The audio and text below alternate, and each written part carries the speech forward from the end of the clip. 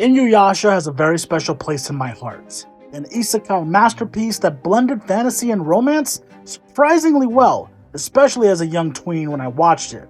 I would find myself staying up late to watch Inuyasha and Kagome take on the deadly Naraku. It was part of the main 3 anime I watched when I was around 13, and whereas Yusuke got a one-shot, a Dasin model, and now an SH Figuarts toy, and Kenshin also has a Dasin model and a new SH Figuarts toy, Inuyasha never got the gold figure standard. Inuyasha got some clunky toys, some great statues, but limited articulation. But that has changed, because now Dasin model has finally come out with a 1/12 Inuyasha, and oh my god, is this a beautiful toy! The packaging of the figure can appear to be deceptive with its minimal design, but it is a big red box. There's a huge stylized Inuyasha logo on the front, with no other manufacturers or distributors almost bold enough to say that the figure can speak for itself. But if you do look closely, you do have a lot of stylized little lines showcasing the beauty of Inuyasha. There is a window package to this beautiful box, and you can actually take them out, which showcases exactly everything that you're gonna get. And there's a lot of stuff going on in this Dasin model. We have a beautiful wooden platform and figure holders for optimal display. These are honestly some top quality accessories that a lot of other distributors might not provide. And god, does Inuyasha look perfect. In hand, the cloth goods for his Robo the Fire Rat was both a good aesthetic and practical choice.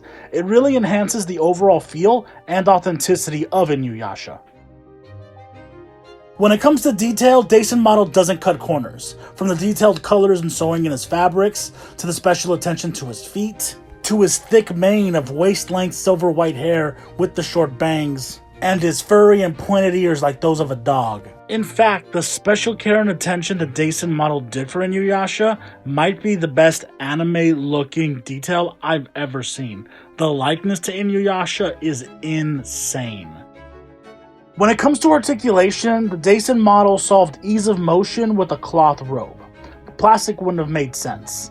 Silky and sturdy, there are layers with his white undershirt, there's a seamless attention to detail in everything that's done, and the craftsmanship is top-notch. So much so that the cloth is like a fitted glove. It works perfectly for the plastic underneath. This is helpful because the cloth does not impede movement. We got plenty of movement in the elbows and the arms, all kinds of action showcasing, especially in the legs. The legs had a lot of movement.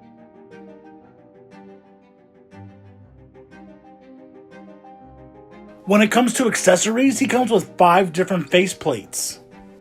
His standard stoic expression, his iconic open mouth yelling, an adorable smile with closed eyes, a stylized growl for when he goes into demon mode, and then another demon mode expression where he's looking to the left. The removal of the face is actually very easy and seamless, so you don't have to be afraid of breaking anything. And then a clever little add-on is his beads of subjugation, which is probably the worst accessory Inuyasha would want to wear.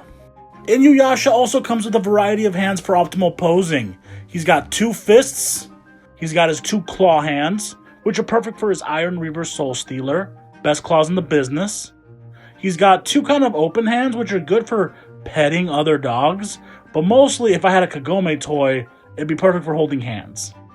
He's got 2 open palms, which are good for holding things. And then he's got 2 weird stylized hands, which just look pretty badass. And then as well as 2 holding hands that he could use to hold his Tetsaiga, which is his ultimate weapon. Another interesting feature that this Inuyasha has is that he's barefoot, which makes sense for the actual figure himself, but just seeing it in plastic form is pretty interesting. This is really just for my foot people. Lastly, Dasin model gives us 3 Tetsaigas. First, the Sheath of Tetsaiga, which is beautifully crafted. Tetsaiga in its katana form, which I wish was a little bit more nicked and dented. And lastly, Tetsaiga in its fang form, which is basically an oversized dog fang with a beautiful patch of fur covering the crossguard. Inuyasha was never much of a swordsman, but with the Sword of Destruction in his hands, he's ready to protect Kagome. When it comes to scale, Dasin model sculpted Inuyasha at about 6.5 inches. A little taller than traditional anime figures as seen here, but he isn't too off. So with correct camera work, Inuyasha fits right in. And this is so important because, like Yusuke from Yu Yu Hakusho, Inuyasha is a big part of my anime watching timeline. Whether killing demons or devils like other anime professionals, or just hanging out in isekai and fantasy worlds, Inuyasha is special and unique. But I can still totally see him fitting in the world of Kimetsu no Yaiba. Inuyasha getting annoyed with Inosuke, or him going on a demon rampage with Nezuko, scaring the shit out of Zenitsu. He is one of the first mainstream anime characters to showcase the trope of the demon within, a trope that's been used in anime over and over again. Sometimes, Inuyasha gets a bad rap for being overtly rude or antagonistic, but he is a multifaceted character that you will grow to love if you give him the chance. He's a man in love. And I get it, everyone deserves their own Kagome. Inuyasha is a story about love at its core, and I'm happy to add this little hot dog to the collection. Overall, in regards to detail, articulation, scale, and overall playability, Dasin Model outdid themselves. Even if we were to get a legit Figma or SH Figuarts down the line, I don't know how they could improve this toy. This is definitely one of the best toys in my collection.